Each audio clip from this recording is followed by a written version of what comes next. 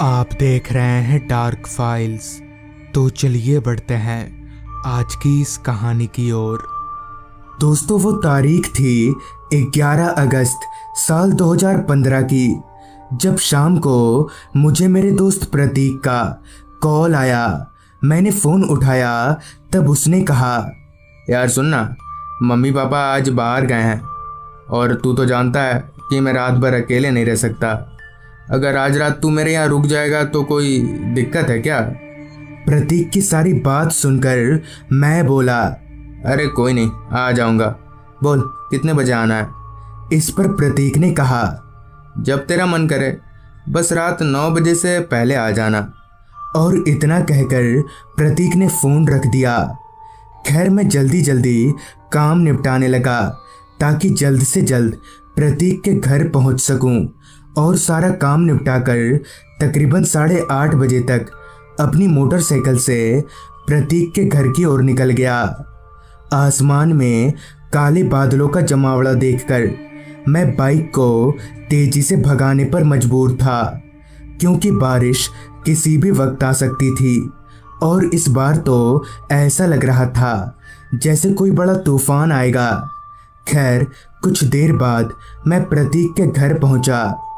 प्रतीक का घर काफ़ी अजीब सी जगह पर था। आसपास ना तो वहाँ कोई दूसरा घर था और ना ही कोई दुकान, जिस पर मैंने मन ही मन कहा, अब पता चला साले को इतना बड़ा घर सस्ते में क्यों मिल गया। मेरी बाइक की आवाज़ सुनकर प्रतीक ने दरवाज़ा खोला। मैंने बाइक को घर की बाउंड्री के अंदर एक शेड के नीचे रख दिया ताकि अगर बारिश हो भी तो मेरी बाइक भीगे नहीं, और बाइक रखकर हम दोनों अंदर दाखिल हुए। प्रतीक का घर सच में काफ़ी बड़ा था और इतने बड़े घर में अकेले प्रतीक तो क्या, कोई भी डर जाएगा। खैर, अभी मैं अपनी आंखें फाड़कर उस घर को निहार ही रहा था कि प्रतीक बोला, चल मेरे कमरे में, खाना मैंने बाहर से ही मंगवा लिया था, चल वहीं खाते हैं। प्रतीक के बोलते ही हम दोनों उसके कमरे की तरफ जाने लगे। फिर उसके कमरे में जाकर हमने कुछ देर बातें की और बातों ही बातों में मैंने प्रतीक से पूछा, यार तेरा इतना बड़ा घर है, तुम लोग एक वॉचमैन क्यों नहीं रख लेते हो? जिस पर प्रतीक ने अपनी पेशानी की लकीरों को चढ़ाते हुए कहा, हमने एक बार नहीं बल्कि 3-3 बार वॉचमैन रखा था, मगर सबने 2 दिन में नौकरी छोड़ दी। वो सब हमारे घर के पीछे जो कब। ये बोलते बोलते प्रतीक रुक गया। उसकी आधी अधूरी बात सुनकर मैं बोला, क्या क्या घर से थोड़ी दूरी पर क्या है? इस पर प्रतीक विषय बदलते हुए बोला, छोड़ना वो सब, चल खाना खाते हैं और सो जाते हैं, बहुत तेज बारिश आएगी लगता है, बाकी बात मैं कल सुबह बता दूंगा। फिर मैं और प्रतीक खाना खाने लगे। खाने का पहला निवाला अभी मेरे गले से नीचे उतरा भी नहीं था कि तेज हवाओं के चलते कमरे की खिड़कियां जोर जोर से बजने लगी। बाहर तूफान और बारिश दोनों ही शुरू हो चुकी थी। खाते खाते मैं उठा और खिड़की की ओर बढ़ने लगा। तभी मुझे किसी आदमी की चीख सुनाई पड़ी। मैं प्रतीक की ओर पलटा और बोला, यार शायद कोई चिल्ला रहा है।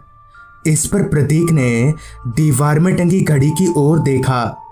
तब रात के 9 बज रहे थे और फिर वो बोला, ना ना, तेरे कान बज रहे हैं, खिड़की बंद कर और आ जा यहाँ।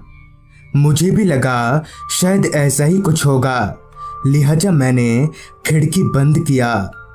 खाना खाकर कुछ देर और हमने बातें की। फिर बिस्तर पर लेटे लेटे ही मैं कब सो गया कुछ याद नहीं।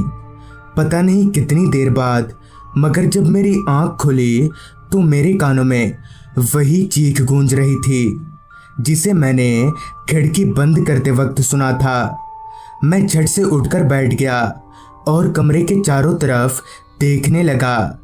हैरत की बात तो ये कि रूम की सारी खिड़कियां बंद होने के बावजूद भी वो आवाज़ मुझे साफ तौर पर सुनाई दे रही थी।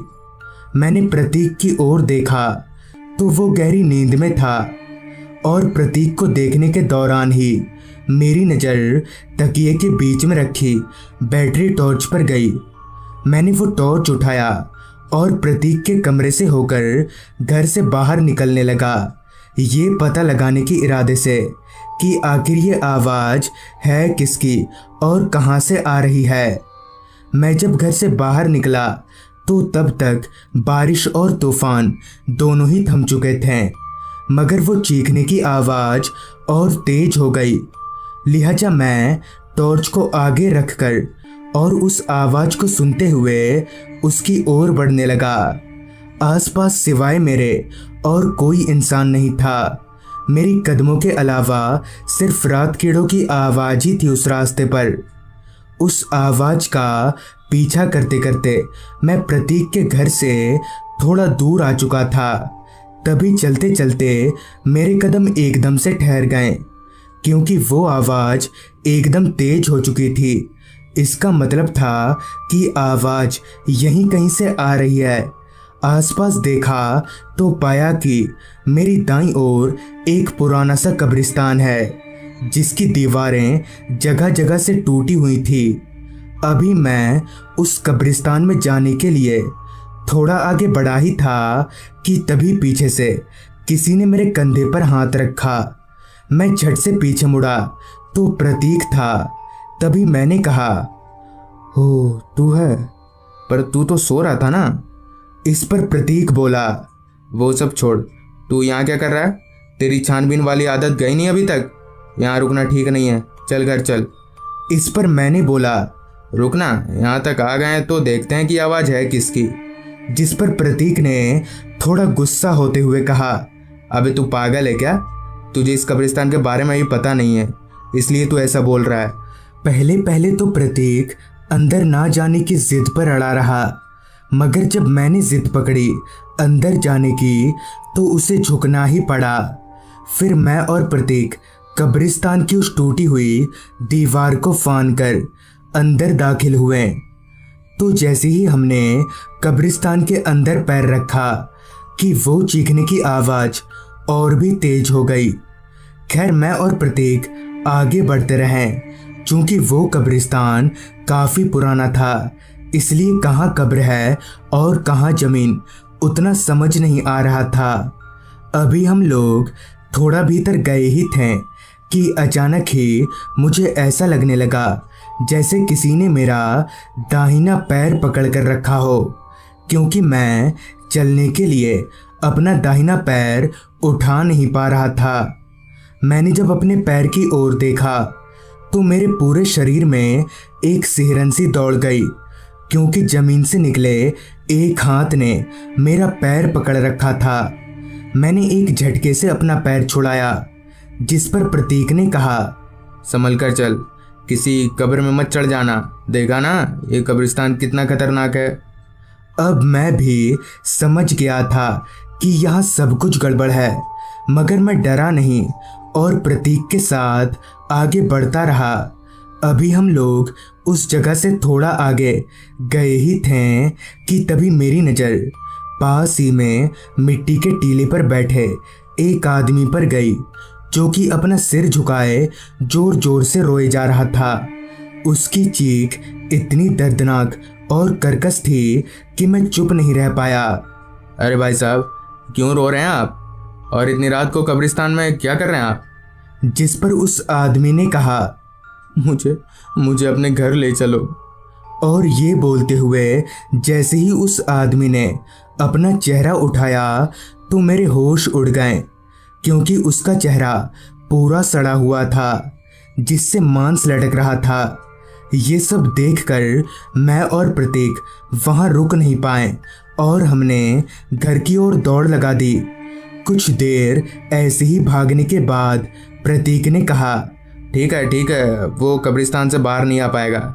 देखा, मैंने कहा था ना, वो कब्रिस्तान भूतिया है और वहाँ से चीखने की आवाज़ें आती रहती हैं।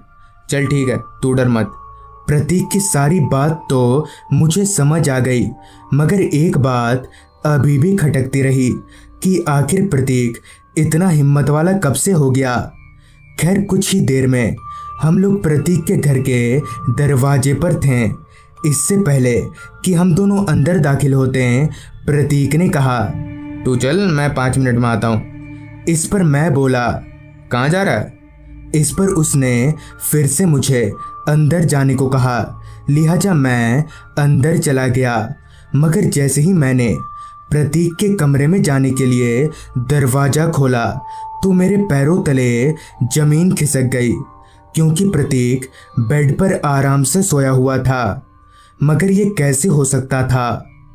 और आज भी ये सोचकर मेरी रूह कांप जाती है कि अगर उस रात मेरे साथ प्रतीक नहीं था तो वो था कौन? खैर, अब प्रतीक दूसरी जगह शिफ्ट हो चुका है। तो दोस्तों, ये थी दीपक जी की भेजी गई कहानी। अगर आपके पास भी ऐसी ही कोई कहानियाँ हैं तो हमारे साथ ज़रूर शेयर करें। तो मैं आर्यन जल्द ही मिलूँगा आपसे ऐसी ही एक कहानी के साथ।